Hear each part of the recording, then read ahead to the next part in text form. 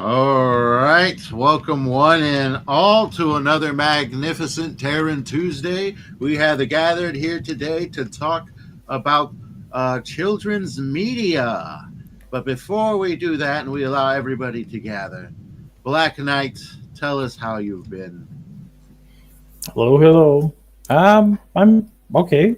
Um, a bit tired because today I was mm, writing, working on one of my Substack projects, one of the serialized novellas, and I kind of overdid it a bit.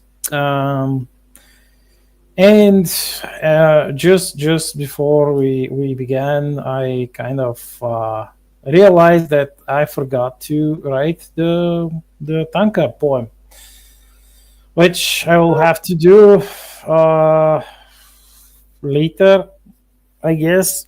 But yeah, that's the new chapter of Blood and Frost will be available tomorrow. So that was Nice. what I was doing today. Always working on 1,000 things, man. It's always Yeah, very impressive. yeah, that's It's how you stay busy. It's how you keep it going. But R.H. Snow, I know you've been busy as well. A little tired today, are we? Yes, I've been sick off and on, and so like it's just that time of year. Everything's happening. Well, so we had our big dust storm a couple of weeks ago, and I made the mistake of stepping out into it and playing in it because I wanted to see it, for real in life. And as a result, I got so sick. I'm like, I've been dusted. I've had my lungs scoured out. It's very exciting, How and so was your first dust storm? I know we had a dust storm, and we're having another one for maybe this weekend. Oh, Um, yeah. yeah, we've got some critical fire weather coming up with some 50-mile-an-hour winds that'll be whooping up around, but not today. Today is a beautiful day, and it's just a lovely time to talk about children's literature and media. I'm kind of excited about it, actually.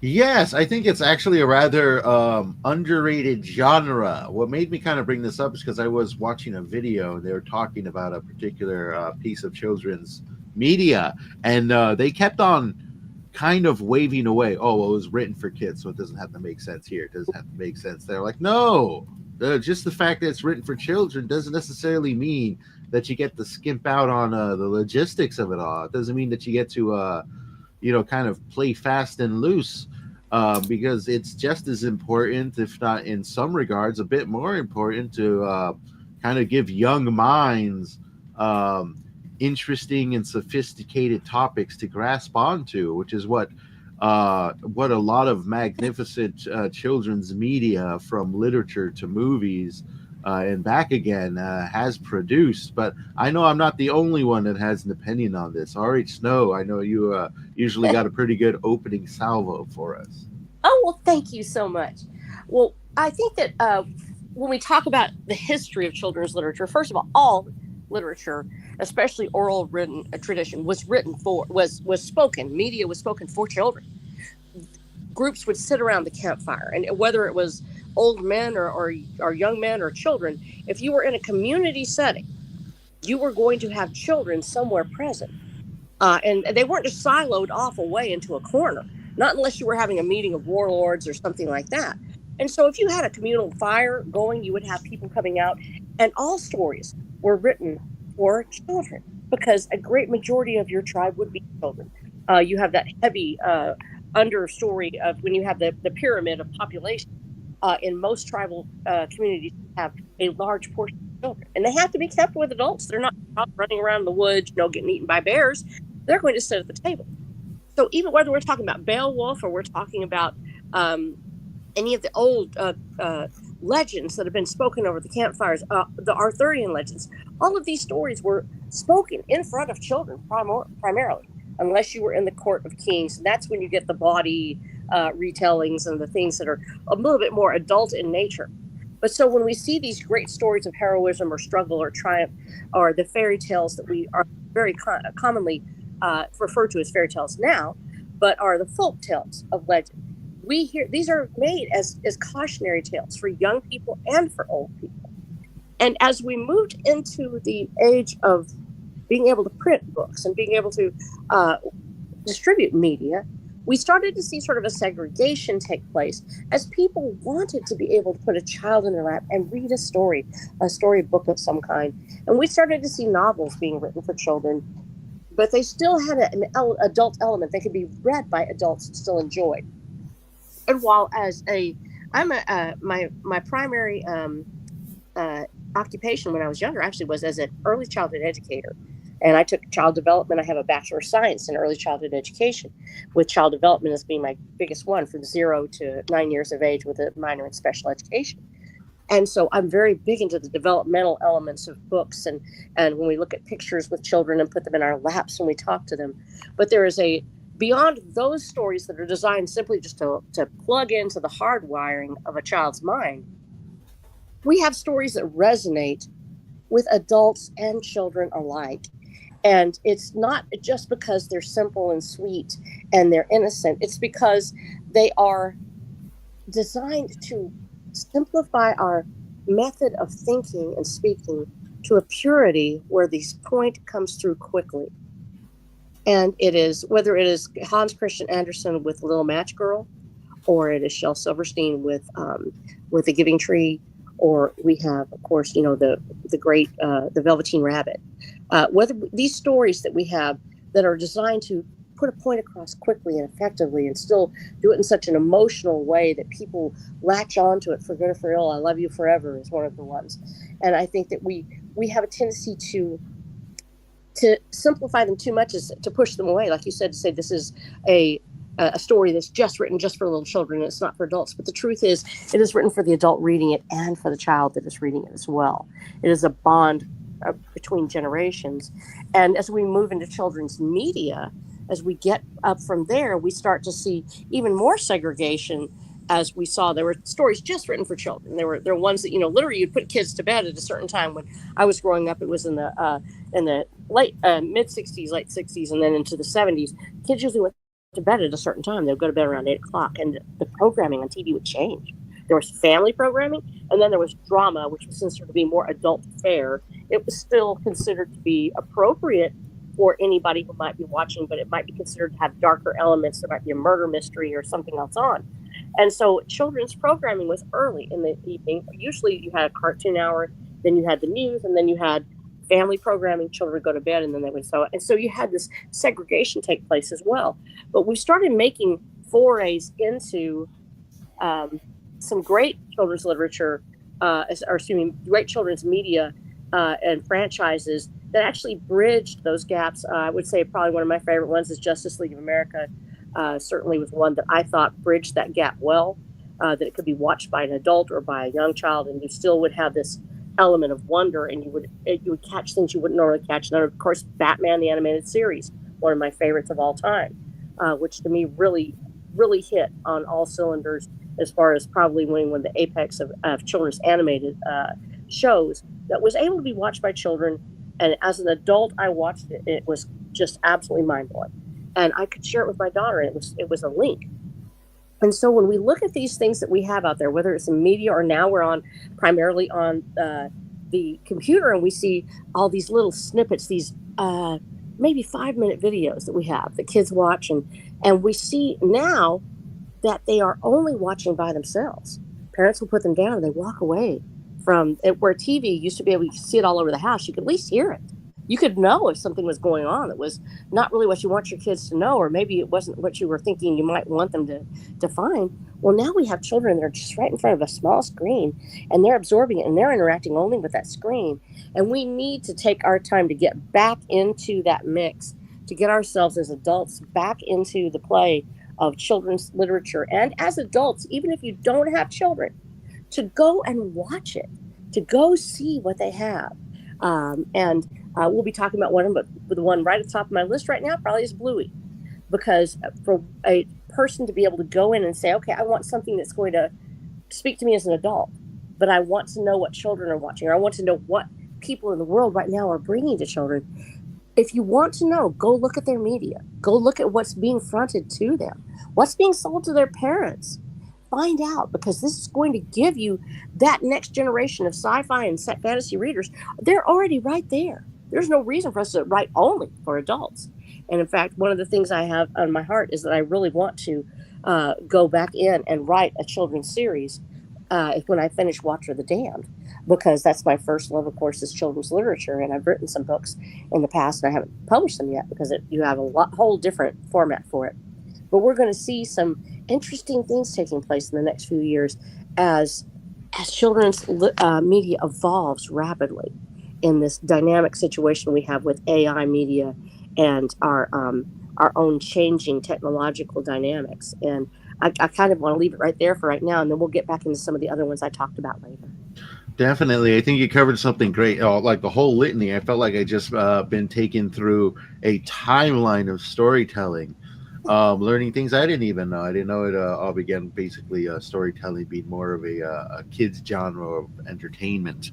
But it was very communal, and I think that's an aspect we definitely lost, is the communal aspect of storytelling. It used to be something that was more verbal than anything. Then it became written form, and even then we think of some of very popular titles that have been written over the ages. I believe The Hobbit as well as Alice in Wonderland were both written specifically or written for specific children, and then it just boomed from there. And I believe that was kind of the culture of the time, where these authors would write for the people they knew, the people they were surrounded by. And over time it's become much less communal, now to the point where we're in this strange age where entertainment has become content. And when we look at children's entertainment, what we end up seeing a lot of the time is every now and then we get a great piece of media that does exactly what you said. It has like an underlying themes, these dark elements that it almost turns a simple story into a fable for a child to consume and learn over time from. And I don't know when it started to really degrade from there, but I believe it has something to do with our modern day way of just producing content. And even before then, I believe when films like Snow White and I believe The Little Mermaid came out, they were winning Best Picture. They were winning Best Picture so often to the point where they literally created the animated category, like animated film category. So that way they said real films can win Best Picture.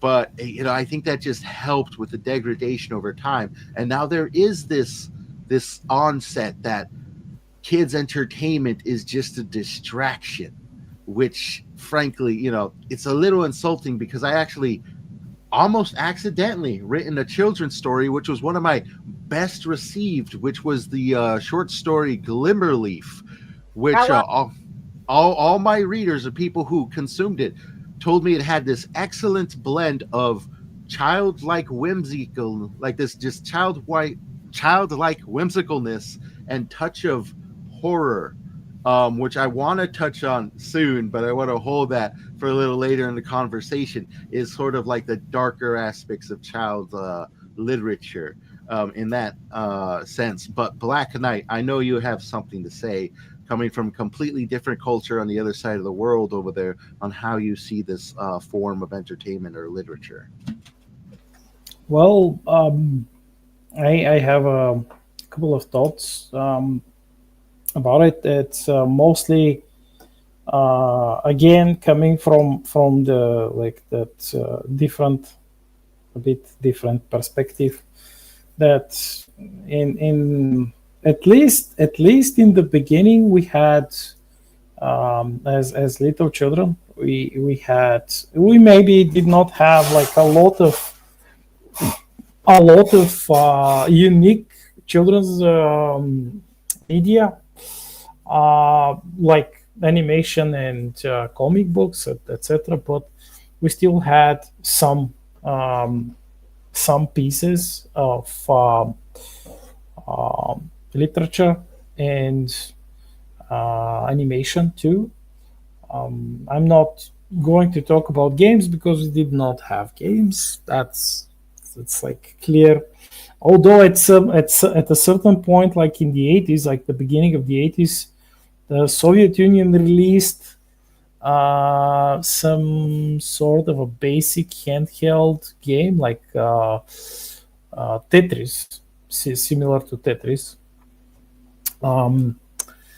But as it's like we did have at least we had the books collections of fairy tales, and perhaps that was the best piece of children's reading, perhaps the bestest ever.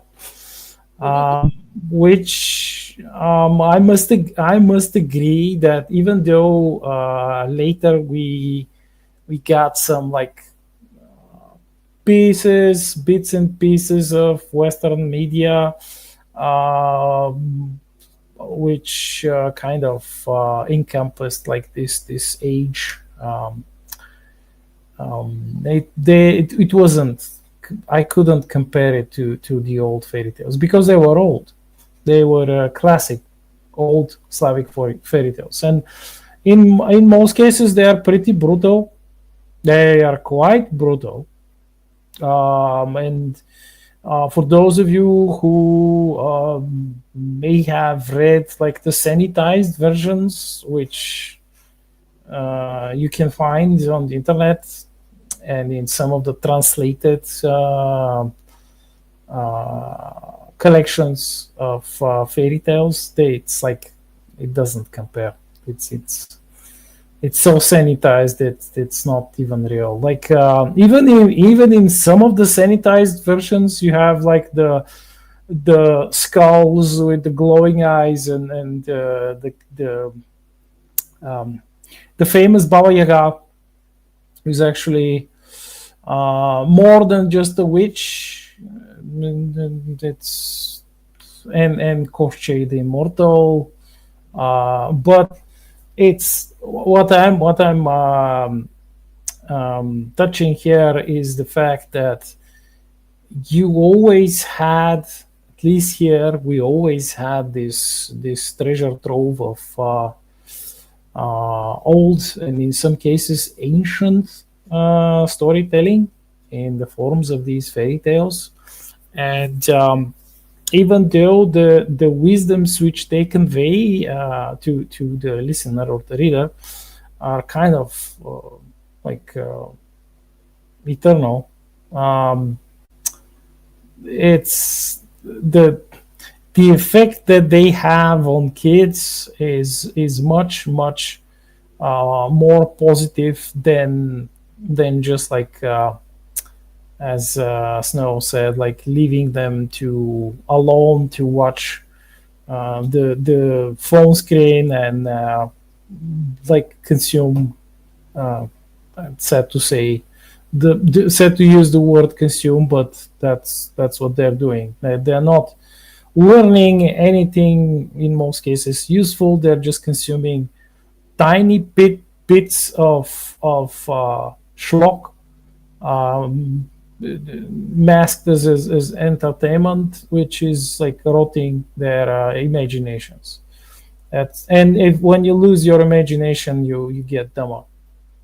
And perhaps that is one of the greatest dangers, with by not involving yourselves in the entertainment of your kids and just leaving the modern industry, corporate industry, which is as I mentioned, producing nothing but schlock.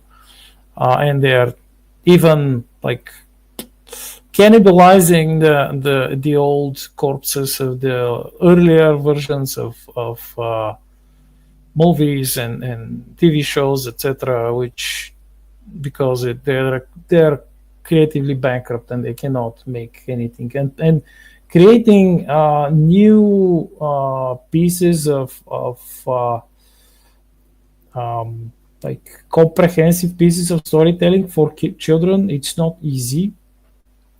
I did not dare even try it for the first few years of my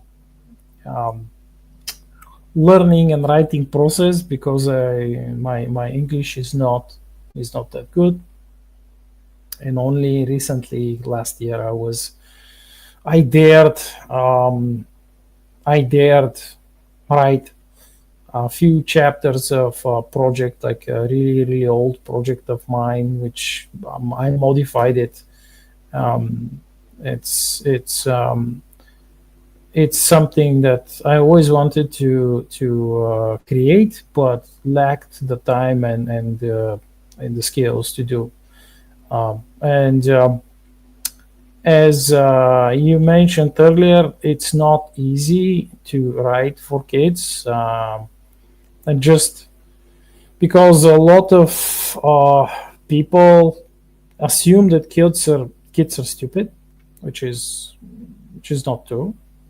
Um, and many of these people, they may have like an agenda, and they want to um, actually they want to dumb down the kids, and so they could grow up to be a more like an easily managed adult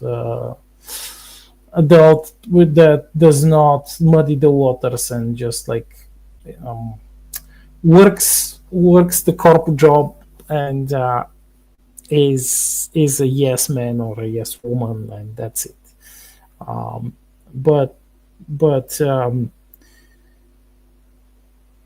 when we write, when we create new stories for kids, we must not be afraid of actually presenting them with a bit more like complex structures and themes, because they can like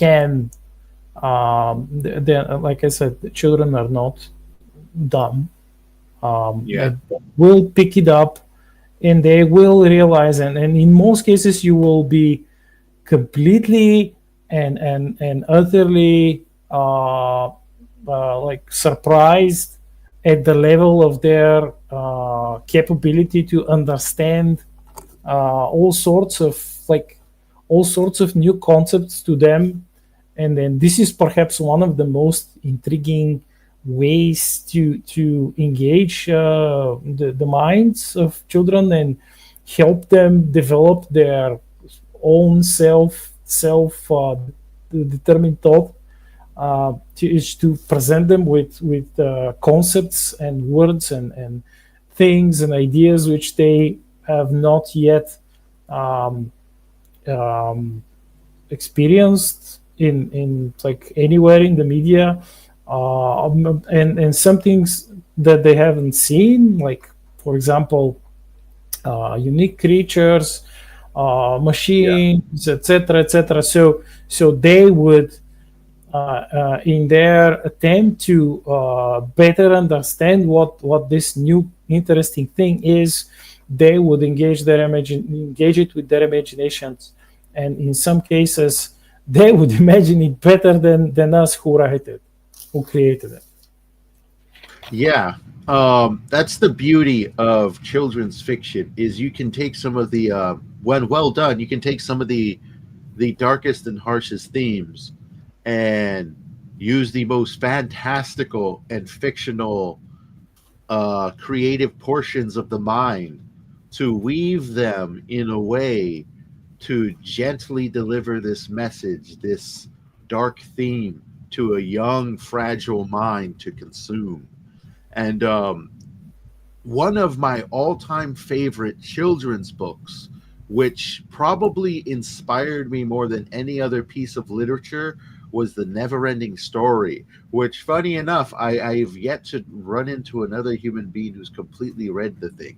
But I think that just says more about my limited network than anything. But there's a portion of it, because this is very much a children's story. There's a portion of it I hunted down so I could read to just show how these ideas can be encapsulated. And this is about near the middle half of the story when your hero is speaking to the villain, and they're just discussing and exchanging words. This is what they say.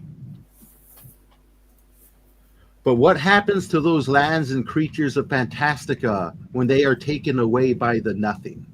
They cease to exist in this world, but they don't completely disappear. Then where do they go? They become lies and delusions in the human world. The humans don't know it, but they are filled with the lost fragments of Fantastica. They see them as empty dreams, useless ideas, meaningless fantasies, and that makes them easier to control. But that's terrible, isn't it? And I serve the power behind it. I was sent to kill the one who could have stopped the nothing. Who? A boy named Atreyu. And then your hero goes quiet. I am Atreyu. Then I've done my job. You failed, little warrior. Maybe. But if I'm going to die, I'd rather die fighting. Literally one of my all-time favorite pieces of dialogue from the children's book, The Never-Ending Story. And Wow. yeah, it's encapsulating. A lot of children's literature is this mix of heavy prose and poetry mixed together in a whimsical fashion, when appropriately balanced, can deliver the most deepest and magnificent of messages wrapped in fiction to forever captivate the mind and the heart. And we are essentially, in our core, built up of stories, those for which we lived, those for which we've heard throughout the entirety of our lives. And I believe, above all else, that some of the most important stories are these children's stories. And I know, Snow, you have something to say, so go ahead and say it. I'm sitting here, I started making my list because I'm thinking, what would I say is the most essential list that you have to have? And it just exploded. So I'm like sitting here looking at all these, and there's so many categories of it. And it's not just in fantasy, or it is in the underlayment of the soul. When we read to children from the very beginning, we're reading to them what we believe is important. And it has to be more than just buy this product. It has to be more than just enjoy this funny song. And any good music, any good thrilling episode of anything is going to have something beneath it besides just consuming. And I want to give a shout out right now to Wrangler here, right? The Haley Bad Kitty, which to me is one of those books that it bridges those gaps between the adult mind and the child mind. And as I think for like a middle ages and up, I think it's a great story. I started looking at it and I'm like, I really love the concept so much. And the fact that we have in our fantasy, A Wrinkle in Time. I would say, let me say off right off the bat, just occurred to me. And I've heard the name of the writer just flew right by my mind. But A Wrinkle in Time certainly is one of the ones that I think, so when you say that fits that genre from the Middle Ages reader for fantasy, as far as stepping into a world and you have to deal with the danger inside of it, is one of those that it hits, especially in the sci-fi area, more possibly than Narnia does, because it is dealing with time travel and the travel between worlds and things like this, where Narnia is more of a spiritual place. It is a travel between worlds, but it's more in the realm of fantasy. And so I was looking at the two different elements that we have there. And of course, a lot of our genres are starting to blend sci-fi and fantasy now more and more. But when we see these children's books where they bring in that element of danger, and how do we face danger? I think that so many times a story that is purely adventure, let's say one like Hatchet, which is a great children's story, very, very intense, but certainly it should be read with the mind that you go out and you're going to try to survive with nothing but a hatchet. And he does. And there are so many wonderful books that are written with that vein of survivalism and staying alive. But when we start looking at sci-fi and fantasy, we are talking about the mechanics of the mind. Beyond just staying alive right now, we are moving towards keeping civilization alive, keeping humans as a creature, as an entity alive. And I think that the great stories of sci-fi and fantasy in children's literature, like you talked about with The Never-Ending Story, are about moving forward through dark times. it's the telling of the tales from the very beginning of confronting danger and death and sorrow and pushing our way through it. When a story is just survivalist, it has a tendency to feel usually historical. We're looking back on it, we're learning a skill.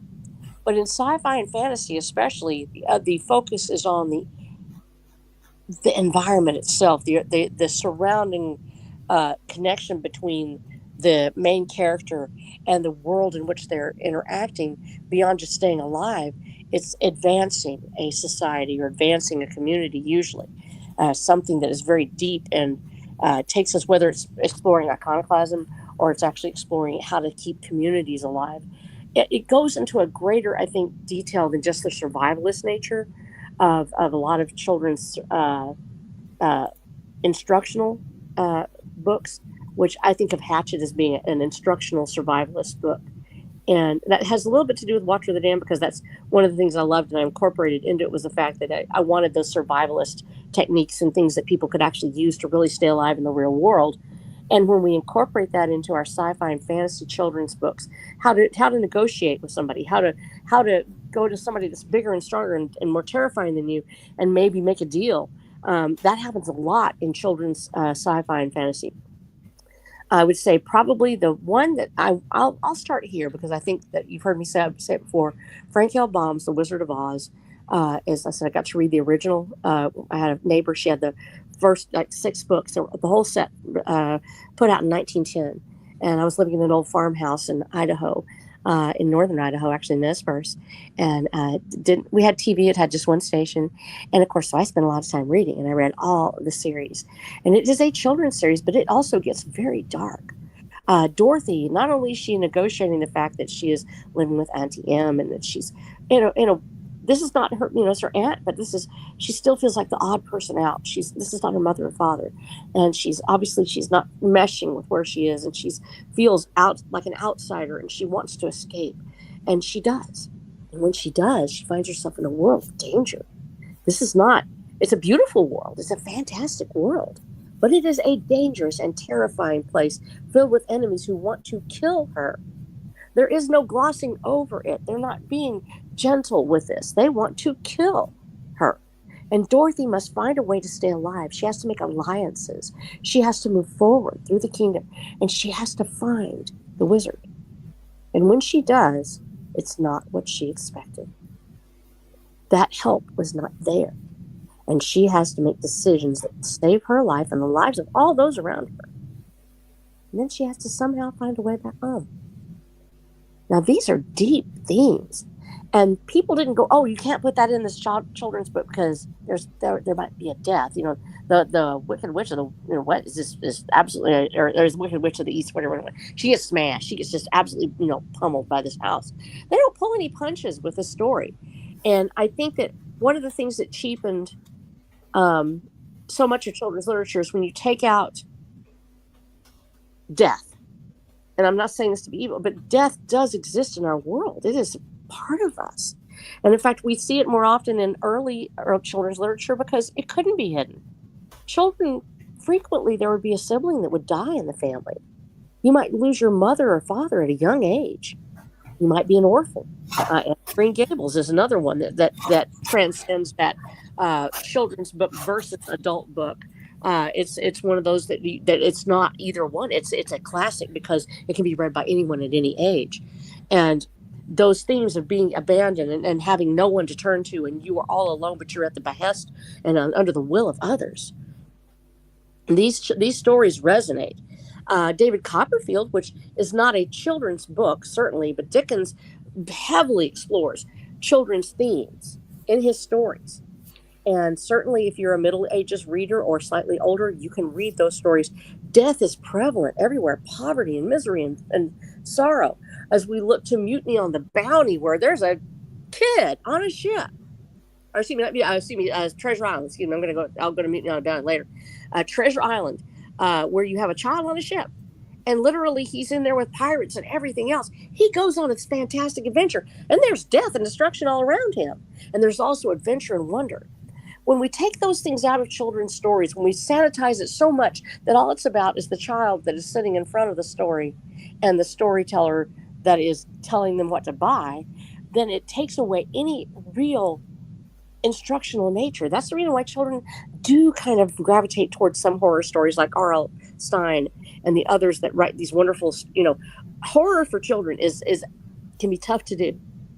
Actually, I think Narnia nails it here, because that horror of the White Queen, of the Snow Queen, the fact that she is so cold and distant and yet so beautiful, and they can't seem to help themselves when they see her. They gravitate towards those themes because they know those things are out there. They want to know how to handle it. And when you're getting, especially at the age of about 8 years old, that these children are I've always said the most moral person in the world is an 8-year-old. If they've been taught that certain things should happen a certain way, no matter what that is, they want you to follow the rules as an adult too. And they believe that certain things have to take place a certain way. And so that's when they really start to gravitate towards these stories. How do we deal with death? How do we deal with those themes that are so heavily invested in our early years of American literature, where it seemed to have been taken out, especially as we got into children's programming in the 50s and 60s. There was actually, I think under the Hayes Act, you couldn't show a child dying on screen, I believe. And so they usually, they wouldn't reference it. They would reference it obliquely. They wouldn't talk about it directly, and you could not show a child actually dying on screen, I think, for a certain period of time, and on TV as well. In fact, it's really until you get up into The Incredibles, where they finally, this is after 9/11, and they talk about these people trying to kill you. They're trying to kill you. You're a kid, and they don't care. They want to kill you. This was actually a breakthrough in children's programming, because for so long there was just that, well, children were basically had plot armor, and nobody could touch them. They wouldn't get hurt. No matter what happened in the story, they would somehow always manage to make it through. And that acknowledgement that there is an evil out there that would harm children as well really wasn't acknowledged in a lot of children's media until The Incredibles really sort of nailed it down. And I think that we need these themes. And when Black Knight was talking about the folk tales, how dark they are, these were written not just as instructional manuals for children as well, but for adults who were telling them. The stories that you don't go off in the woods, that you don't walk out there. And I told y'all before about my father hearing the voice in the woods calling his name, and you're not supposed to answer, because if you don't recognize that voice, it's the man of the woods calling you away. Well, children died frequently just from wandering away from home, just from getting lost in the woods, and nobody could find them again. So it's an instruction manual, not just for children, but for adults. And when we have media that we can consume together that reminds us of what it means to be an adult and to be a parent, as well as what I want my children to learn, it takes us to that next level.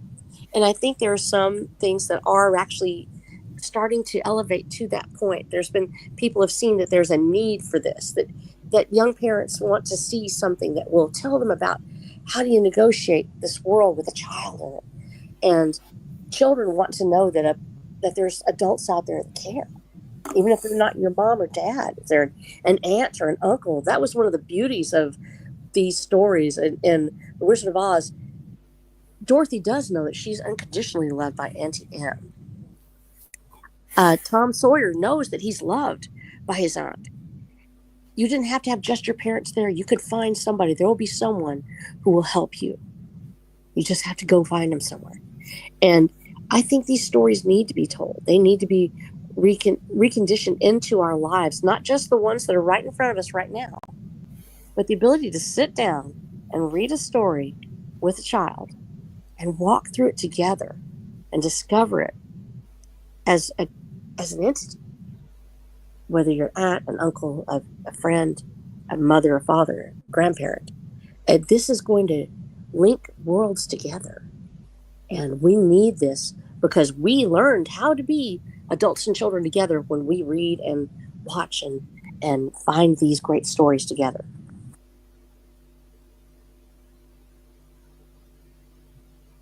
Yes, that's that communal aspect I was mentioning. But Black Knight, you sent me a photo to show off right here. Yep. Yeah, that's the classic Slavic tale, Vasilisa the Beautiful. Is And it Bilibin? yes, those It's are Bilibin, isn't fucking it? skulls on sticks that glow, and that behind Vasilisa is Baba Yaga's uh, house, which is on giant chicken legs, and Okay. and that house was possibly the inspiration for the certain walkers in a certain space opera franchise. Hmm. And yeah, it's I'm not going to spoil the story, but yes, you can find the heavily sanitized version if you Hmm. look. James, if you look, you could probably find, like, I think there was like early uh like 1920 or 1918 publication in the US and in Great Britain back in the, like, Yes. 100 and something years I ago. it's okay. I love this book. I actually read it, so I'm going to say Ivan Bilibin is the illustrator, if I'm not mistaken. That should be Ivan Bilibin that we're looking at, Mhm. and he was fantastic in every way. Absolutely love his stories. Now the folk tales. Let's see if we can get this done. Actually, it should be this. I read the Slavic tales, and he had just some black and white illustrations that he had done with that. And let's see if we can find any of those. But Bilibin is an absolutely wonderful illustrator, Yeah. and I'm going to make sure I get him right. But he does all of the fairy tales, and I'm going to see if I can find a copy of that and send the link to you, because it's truly one of the great books. Oh We're yeah. using Grimm's fairy tales, and Grimm's fairy tales is important for that reason. Also, it's very dark, like I said, and foreboding. And there's a lot of instructional words in it, kind of like Aesop's fables. Aesop's fables, you want to go back and read that as well. But some of the great stories. But that while those are more moralistic and very easily memorized for oral retelling, Aesop's fables are. Grimm's fairy tales are more of litanies. They flow like prose, like you said, and they have a little bit more complex themes sometimes. And so Bilibin's work with the Slavic fairy tales, I'm going to find that for you, because you're right; those are fantastic books, and it would be a shame to have that lost. And we have a chance to actually share that now, so I'm going to go and get it for you. Excellent. And Black Yeah. Knight, we had a question for you right here. Yeah. I'm not, this is from Sami here in chat. I'm not an Yeah. expert on Russian fairy tales, but I'd like to know, what are some of your favorites you've enjoyed? Well, some of my favorites. One of them is Vasilisa the Beautiful. Another one is like they are different retellings of a common story about a character called Koshchei the Deathless, who is, as the name says, deathless. And he is perhaps the most famous lich-like undead figure in Slavic folklore. Although Gruesome. he does appear as, like, he has flesh. He's not rotten, but he's a horrible person who more often than not is just like a plague upon the land. He has I mean, the story itself has a lot of veiled messaging and not so veiled messages and wisdoms contained about authoritarian power and how Koshchei has, like, he always has like a giant army, and when he has this army of blindly following him underlings, he's nigh invincible. But when he loses the army, he's like the hero could actually hurt him and even smite him to an extent, though, because he is like the essence of this like authoritarian power, like the evil overlord, a perversion of like the proper king, of the ordained by God king. He cannot truly die because his essence is hidden somewhere. Either it's a needle inside an egg, which the egg is inside of, let's say, a goose, and the goose is inside a whale, and it's like it's insanely hard to destroy him. Like, I advise you, if you can find Sammy, if you can find one of the older books, look for, I think in my own research I found 7 different retellings of the tale of Koschei the Deathless, and there are definitely some more modern ones, but these aren't, I mean, they have twisted the essence of it all, meaning that they've lost what made this fairy tale truly great. And then there is another one which is about this is a character, like a female character, who is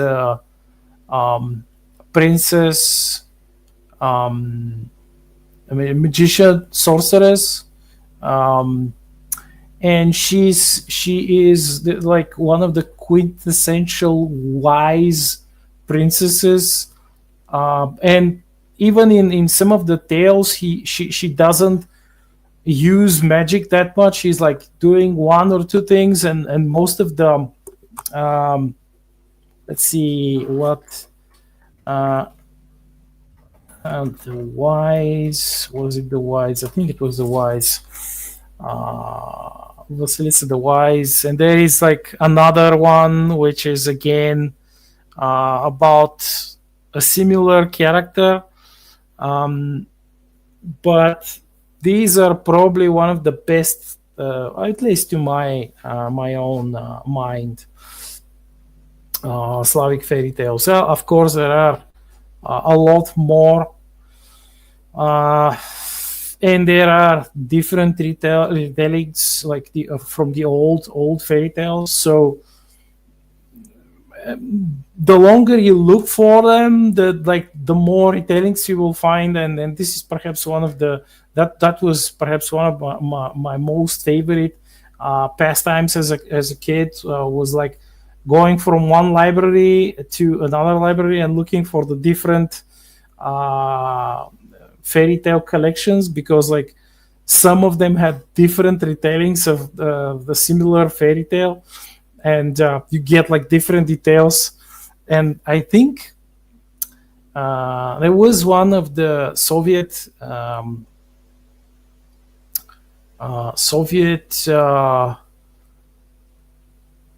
well, it wasn't an author, but it was like a group, like a researcher think tank group about the folk tales, and they came out with a great idea, and they would like, because one of them was I think it was like a man who was living in the ass of nowhere, pretty much, and he taught himself how to write and read. He was like a rare genius. I forgot his name, but he was like, he told them and gave them that idea that all of these different retellings, they were like actually variation of the original, but not true variation, and it's the different retellings was just part of one, and they had to reconstitute the original fairy tale and use all the details and make sure that like try to discern the different details that didn't fit with other details and make it like the most logical, cohesive fairy tale. I don't know what happened with this. Like that was something that was being discussed when I was small, and I haven't heard anything about it. But it was that was great. So yeah, that I hope that helps. But my answer was it was good.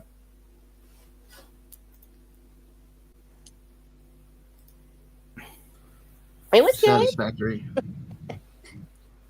But Snow, you said you had something to share? I've got that link. I actually sent it over on the Discord. Oh, did you? Okay. If I try to skip out on here, it has a tendency to shut me off, and I don't want to do that. So let's see if you can see that and pull that up. That's for Vasily. Yeah. That's the beautiful. Now, the earliest version that I can get that anybody's going to be able to actually afford on this show probably it is from 2011, where some people were complaining about it being too, being too not woke or something. So that's probably a good idea. That's probably a good one to start with. And so they still had a more faithful retelling probably of the story during the 2011 version of it. There are some beautiful ones. There's actually a new one that's been put out. I think Black Knight, that may be what you're referring to, is it's been very sanitized.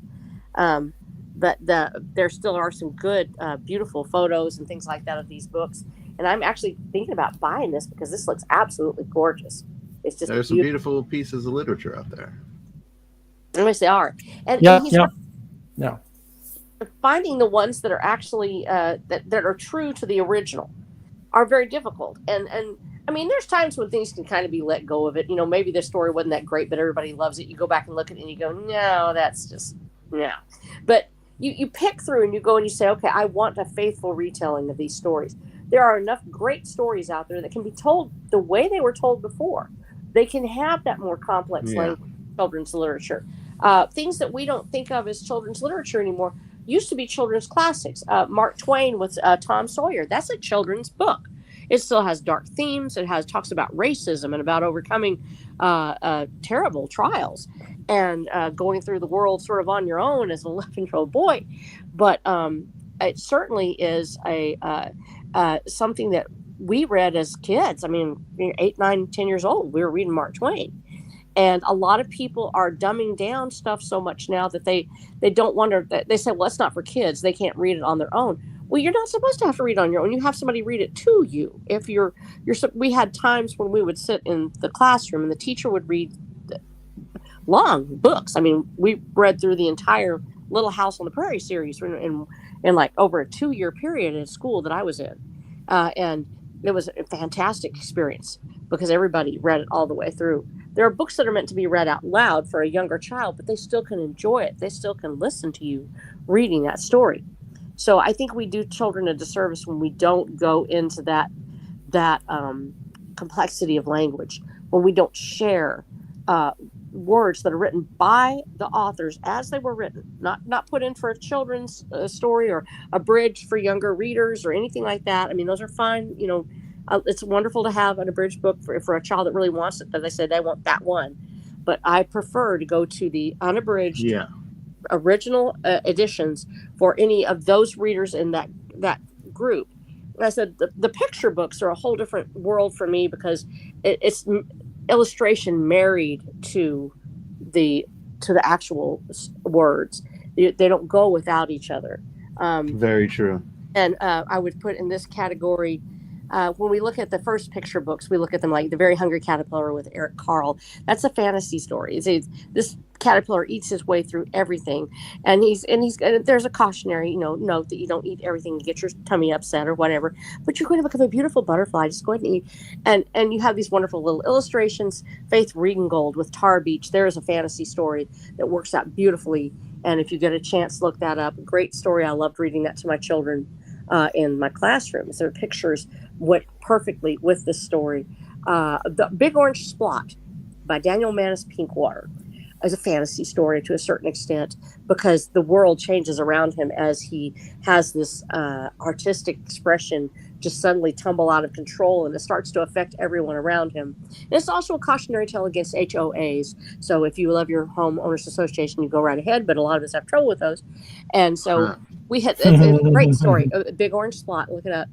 And so these are those storybooks that are out there that have the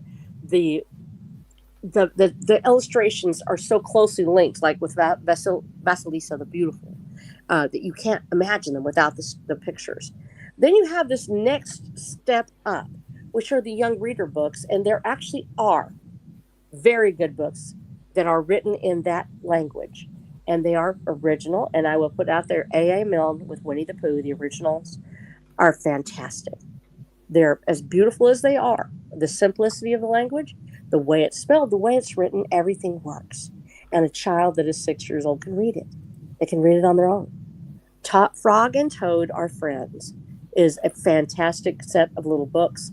Frog and Toad are one of my favorite little people. Once again, it's a step up. There's not an illustration necessarily on every page. It's books and it's pictures and words together. But it's a fantasy tale about friends and what they do over the years. And these step up stories where they're reading it on their own, the language still hits. Go and read those two books, A.A. Milne's Winnie the Pooh and Frog and Toad. Look at the language and look at the story itself. The cadence and the expression is closer to poetry, just like James said.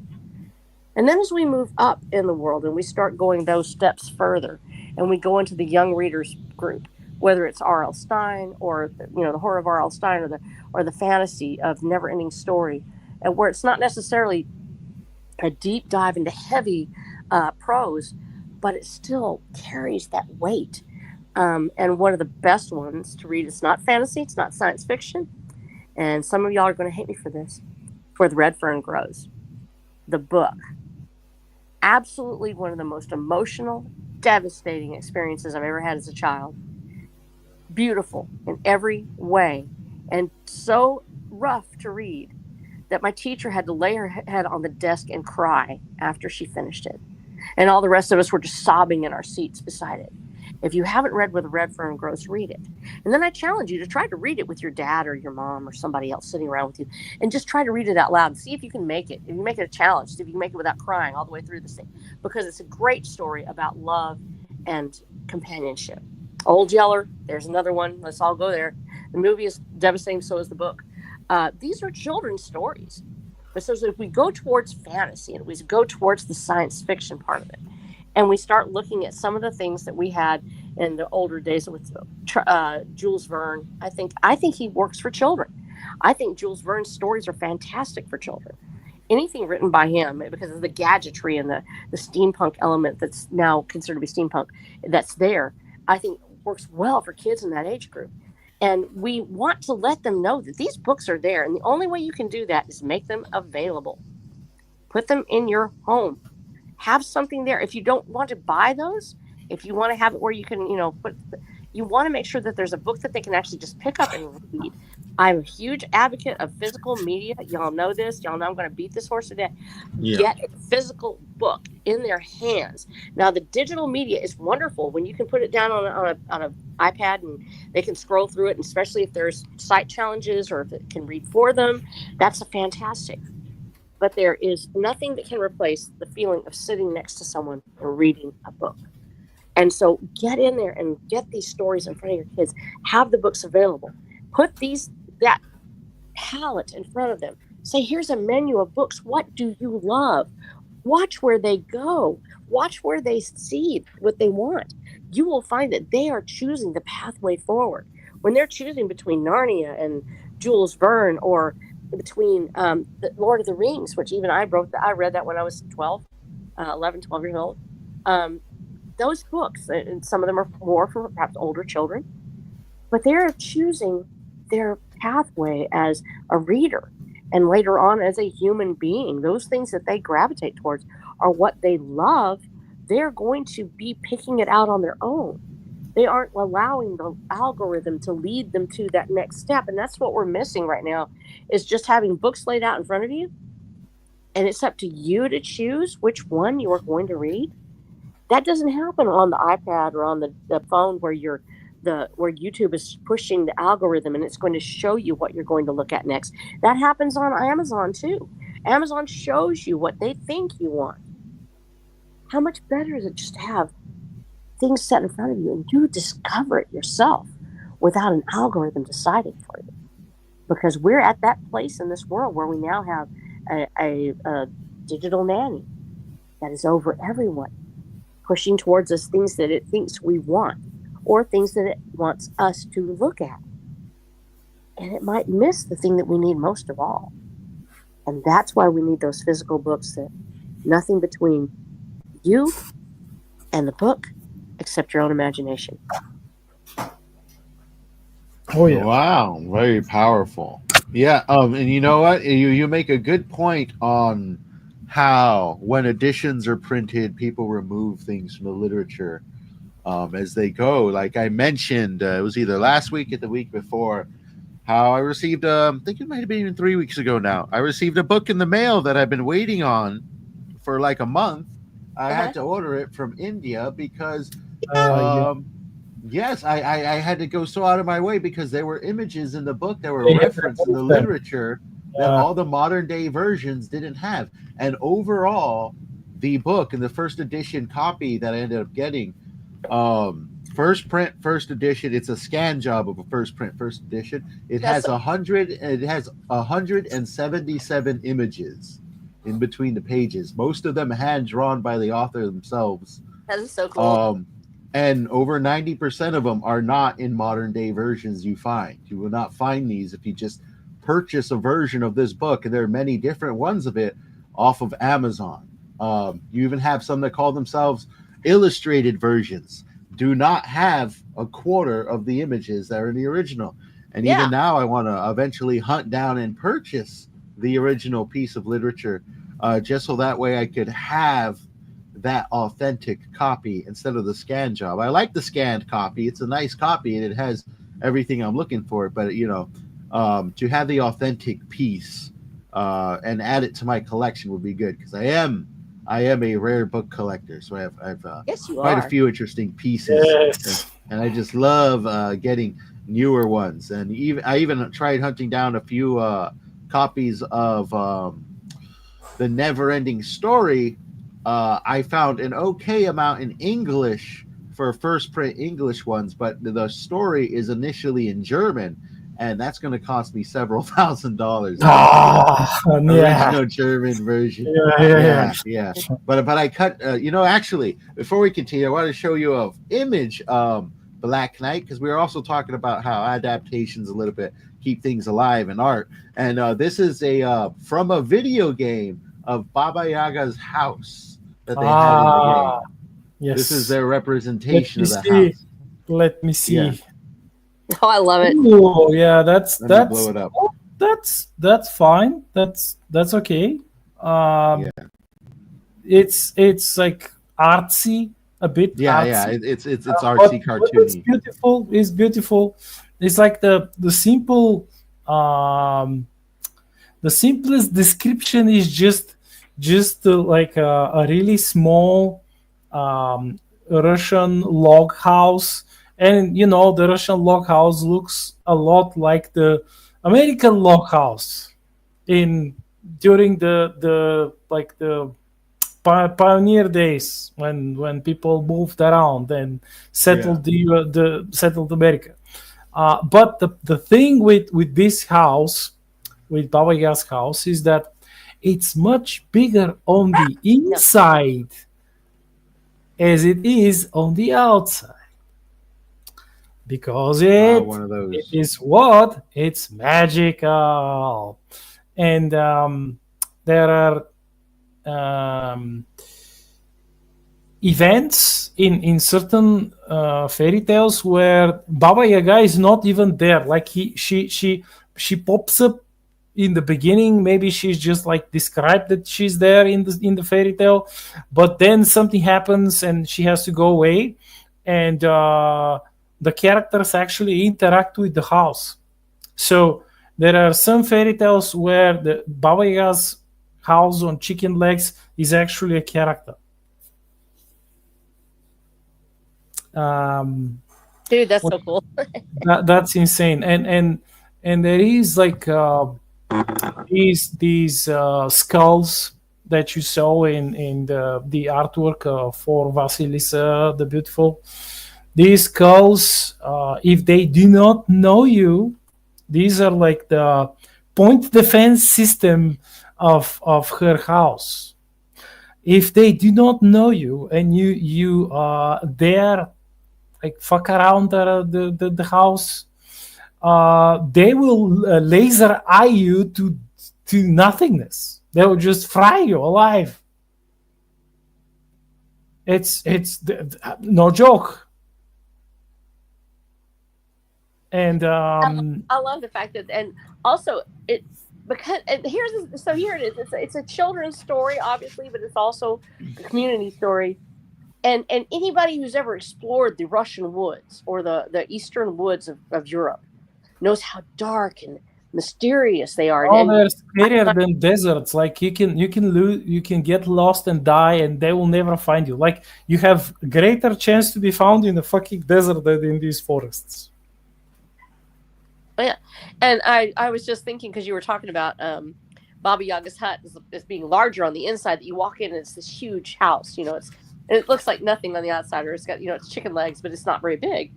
And it's small. It's small. Yeah, it looks tiny, and then you get in there and like, oh my gosh, it's huge. And actually, that's Snoopy's house from Peanuts, or Charlie Brown. And there's another thing we don't talk about often are these franchises that have developed about children, but they're also about adults. They're adults looking at the world through the eyes of children, and the philosophy of Linus and other things, and Snoopy and everybody. But Snoopy's house is like that. Snoopy's house is just a tiny doghouse. But every time he goes in, he has Picasso. He talks about it. Nobody ever gets to see the inside. But there's the Picasso paintings. He has a cellar that he goes to where he has a root beer in his cellar. It turns into an airplane. It has all these things. The magical hut, to me, is such a fascinating ideal, because it looks like something completely nondescript on the outside. But on the inside, it's this incredible world. And that, to me, that really that image of what their little house is and the world that's inside that nobody can see until you go in is what that book is about. That you go into the book, and what looks like something simple on the outside becomes this huge detailed world on the inside. Yeah, and like all of these characters, perhaps like not just Baba Yaga, but Koschei the Deathless, and the different female characters, and the different like bogatyrs, the knights, the Slavic knights. They represent not just a character archetype. They represent deeper themes and lessons and various life characteristics that of people, which someone could say like a person who is kind of let's say a bit more concerned about certain like fifis and things, you know what I mean? Like, oh no, how dare you even tell about these like stereotypes to children? That's bigoted. That's maybe sexist or racist or whatnot. But you have to remember that these things, people were they were living in reality. They weren't like married to some pseudo modernist academic bubble. They needed these fairy tales. In many cases, they needed them so their children would live better lives and they would survive. They would actually survive. And they needed these fairy tales. These were their in many cases these were actual survival manuals. Yes. However strange it may seem to some of our listeners, Yeah. that was the reality of things. And Yeah. as you Snow said, we need to go back to this. Well, we underestimate children's ability to make moral decisions as well. And I think that we do ourselves a disservice when you talk about the stereotypes and the things that are presented. And yes, we do have literature that is stereotypical, that is racist. And when we see it, how do we respond to it? If it's presented in a certain context, especially when you're sharing literature and you're sharing media, you can go back and look at it and say, what do you think about this? Is this real? Is this really true? How do you feel about it? At about 8 years of age, we had a book that was a fantastic book at the time. It was a treasury of American folklore. It was forwarded by Robert Frost. Thought, this sounds great. It's a big, thick book, a very heavy, out of print now, I'm sure.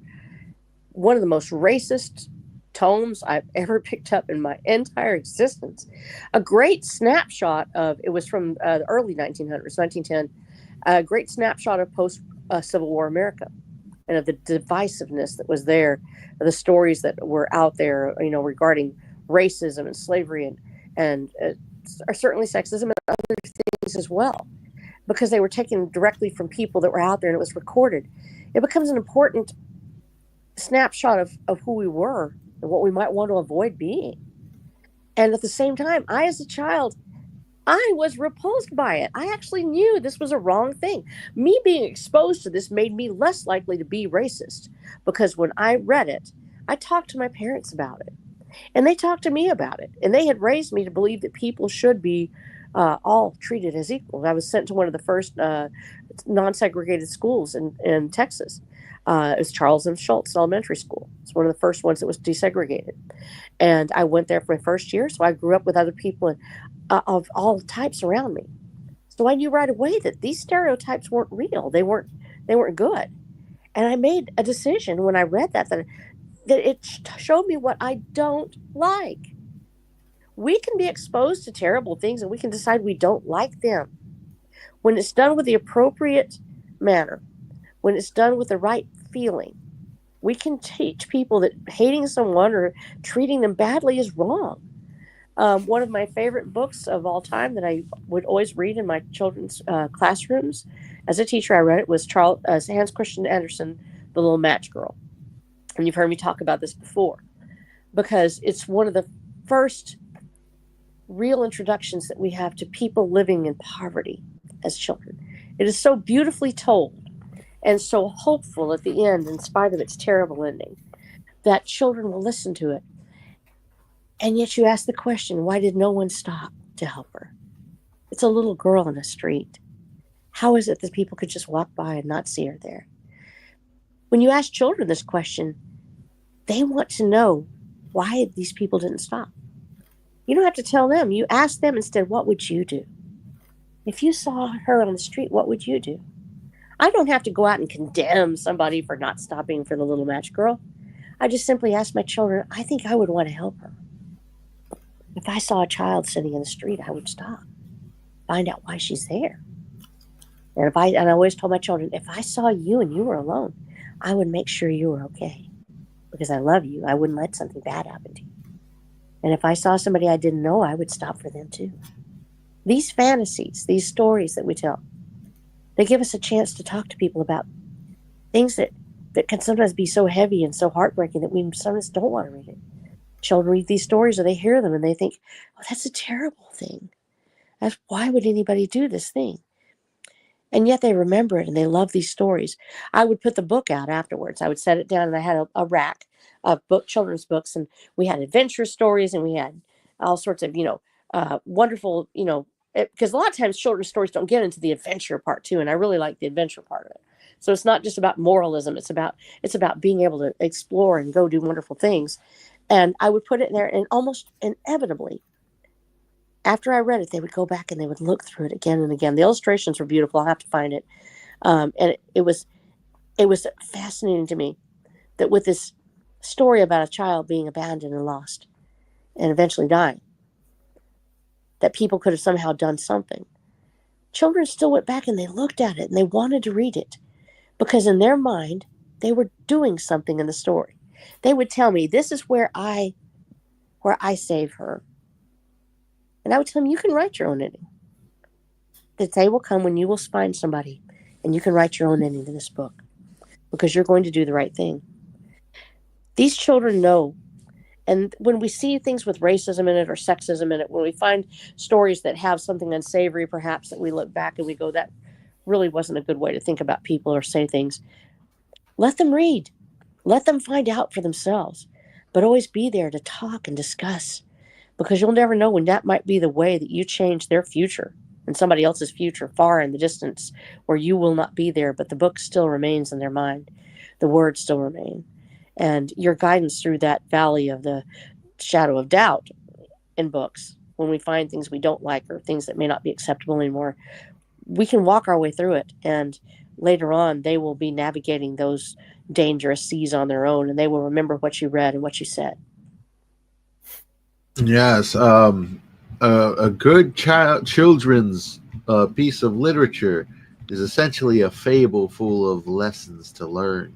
And that actually reminds me of one, because we talked about that earlier, or at least it was mentioned that, a lot of these stories were made to introduce these dark things and dark realities that people of the past had to deal with, like death and disappearances and famines, things of these natures.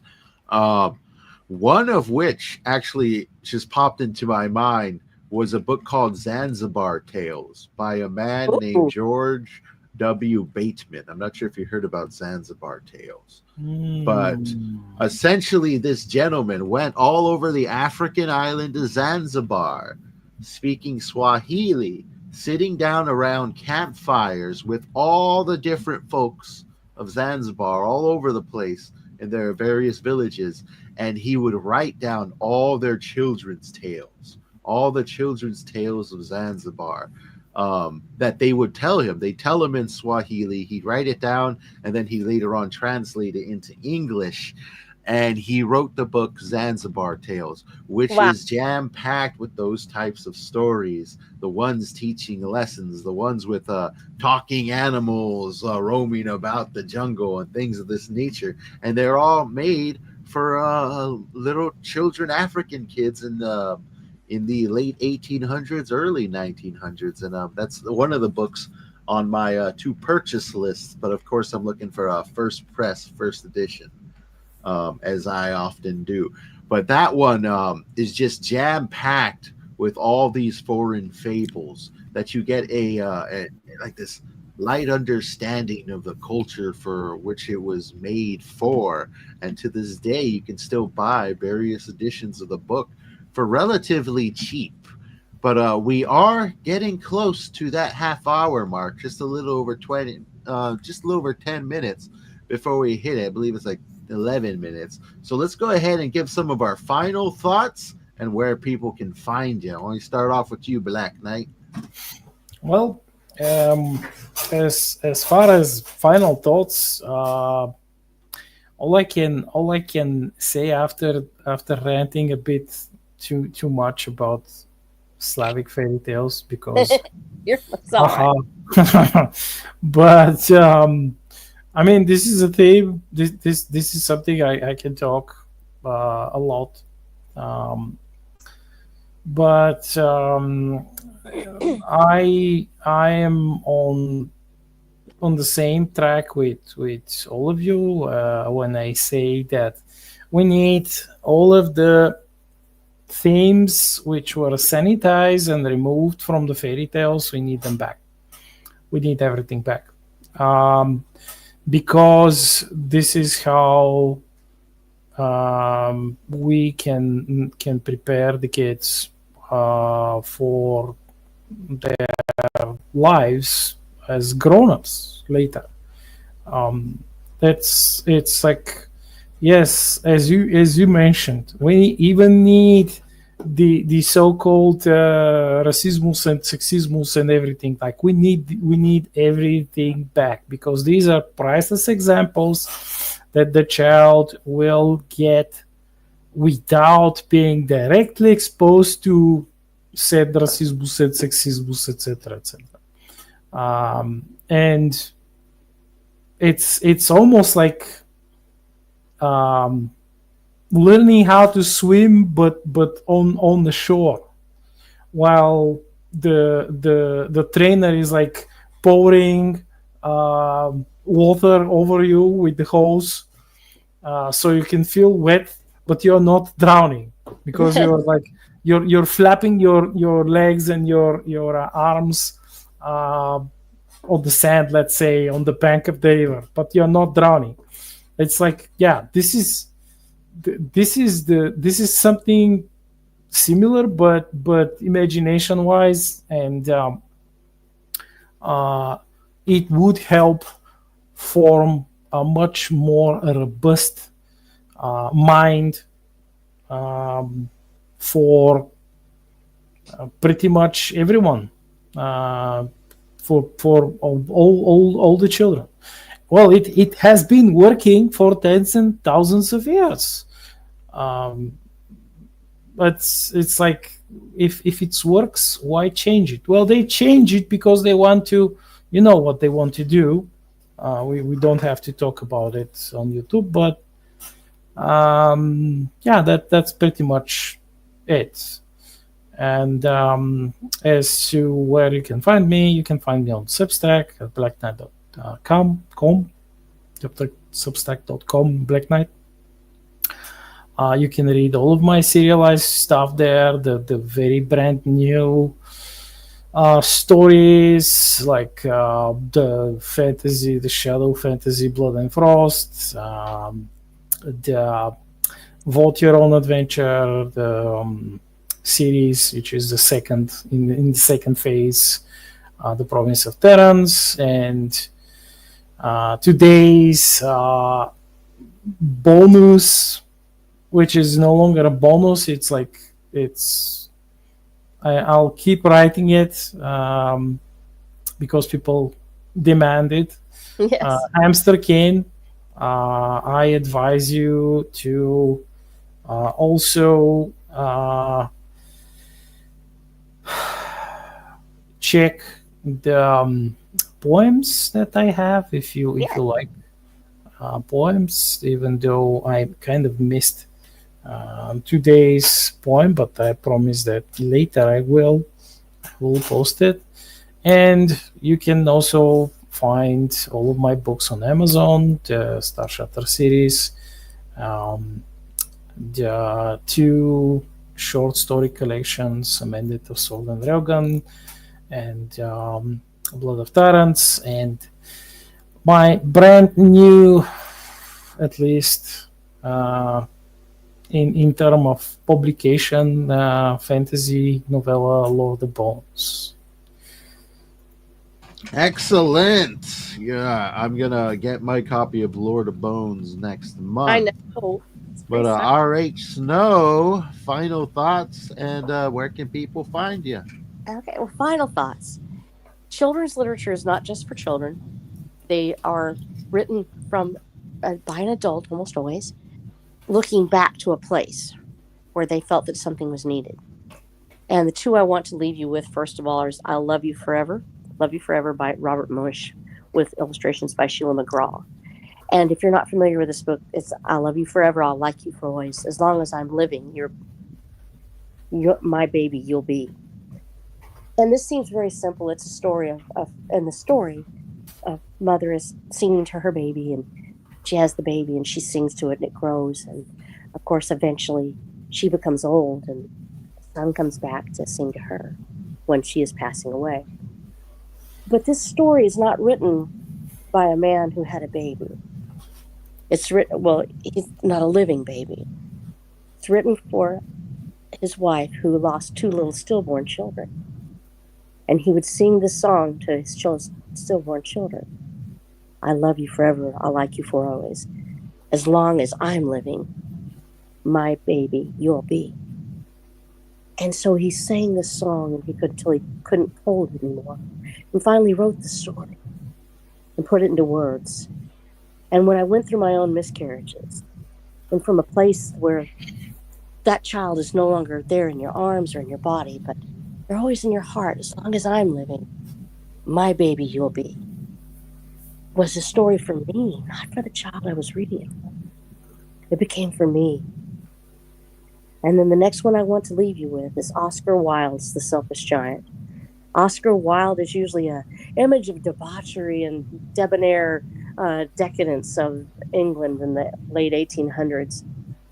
Wrote a beautiful, beautiful children's story called The Selfish Giant, thinly disguised as a children's story because it's about his own journey into love and the nature of Christ, of a giant that lives in his own garden and rejects children, pushes them away, and then lives his life in an eternal winter until one day he meets a magical child.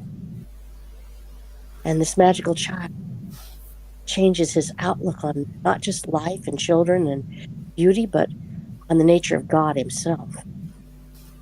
And because I know Oscar, know that heart of decadence and fury, to read this story about a man finding the love of God in the simplicity of the garden of his heart, to be read as a story for children, certainly, I think it's a beautiful thing.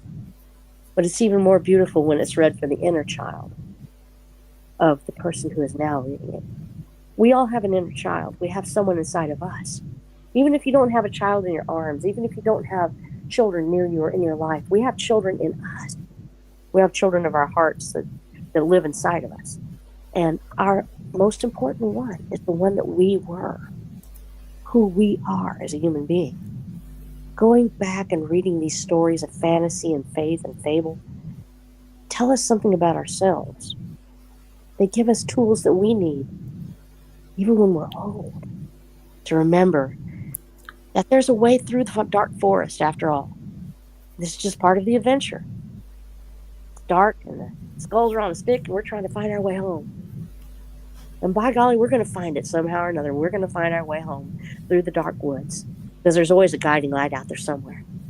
Go back and read them. Find what you lost. And then make sure that you have those books available for the next generation so when they're going through the dark forest, they can find their way back home. Powerful, powerful indeed, as many great pieces of children's literature are. And hopefully people can remember that and bring it back, because as many great pieces as we have, there's still billions left to be written. And I can't wait to read them as they release. But with that, folks, I'm James Esparza, a short story writer. You can find my stuff on Substack, worldwithoutendlore.substack.com. But thank each and every single one of you for joining us today. I hope you enjoyed the conversation. If you're watching this on the replay, please leave a comment down below. Give the stream a like. Share it with your friends. But we are out of here, folks. Have yourself a wonderful day. And hopefully we'll see you all next week. Bye-bye now. Night. Thank you.